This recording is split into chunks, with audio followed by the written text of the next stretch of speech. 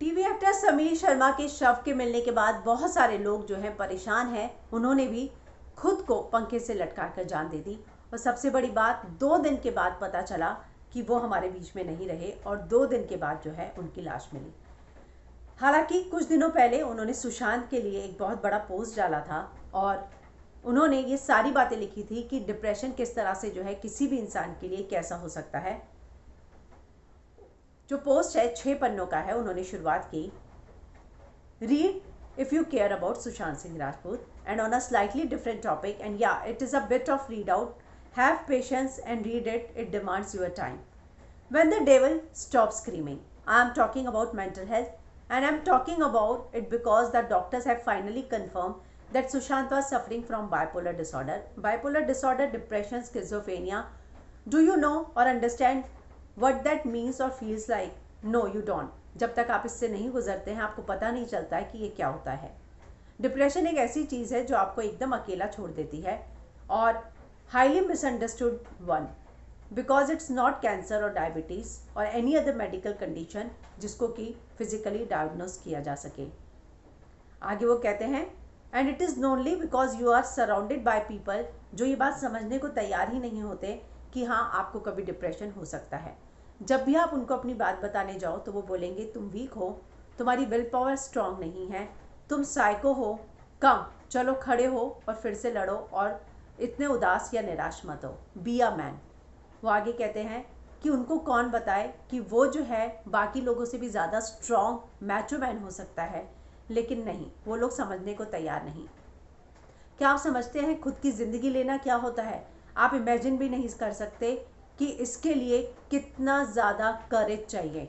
ऐसे में जिसने ये कदम उठाया हो उसको हम कभी भी कायर नहीं कह सकते हैं।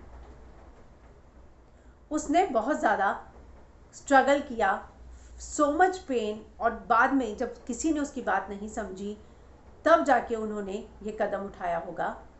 But why does he do it? Not because of any social और फाइनेंशियल और any other pressure. He does it because the devil just does not stop screaming. A scream which causes a pain so unbearable yet completely inexplicable. अगर आप दो लोगों से मिलते हैं और कोई एक कहे कि उसको कैंसर है और दूसरा कहे कि उसको डिप्रेशन है, तो आपको कैंसर वाले के लिए सॉरी फील होगा, लेकिन मैं ऐसा नहीं करूँगा। मैं जिसको डिप्रेशन है उसके पास जाऊँगा और उसको गले लगाऊंगा, क्योंकि मुझे मालूम है कि उसका दर्द जो है कोई नहीं समझ पा रहा है। वो कहते हैं कि लोग नहीं समझ पाते हैं कि मेंटल हेल्थ जो है कितनी ज़रूरी है, डिप्रेशन पर बात होना कितनी ज़रूरी है। That's why I said that depression is the most lonely disease, because it is impossible to explain what you are going through, and even if you try, nobody will understand. But it's not a lost cause. Medication coupled with therapy can vastly improve one condition, but it has to be done regularly. And the family and friends have only one thing to do: give love, unconditional love, no matter how the person behaves, because it is not him doing it, it is the chemical imbalance and years of clogged up unsorted emotion. Stop this prejudice against going to a psychiatrist. Give him love and a hug once in a while and make him feel proud of the fight he is fighting. Even though he has to do it alone, stand behind him in case he falls. I guarantee you, he has more willpower than you can imagine. Enable him, love him, make him feel normal until the devil stops screaming. And last but not the least, importantly, don't be in denial if you suspect or if someone close to you suggests, go see a specialist. You would if you had cancer, right?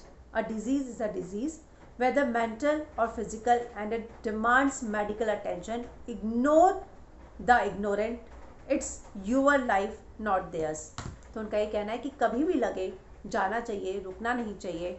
और एक बहुत ही emotional post उन्होंने share किया है कि depression से गुजरने का मतलब क्या होता है वो सिर्फ वही जान सकता है जो इससे गुजरा हो। तो कहीं ना कहीं उनकी ज़िंदगी के भी कुछ उतार चढ़ाव की ओर उन्होंने इस पोस्ट से इशारा किया है। आखिर ऐसा क्या हो गया कि समीर को अपनी जान लेनी पड़ी? उनका शव मिला है और वो भी 2 दिन बाद। पूरी टीवी इंडस्ट्री इन सारी चीज़ों से सख्ते में है, लेकिन उनका ये पोस्ट जो उन्होंने सुशांत के लिए लिखा था वो इस समय जो है काफ़ी वायरल हो रहा है।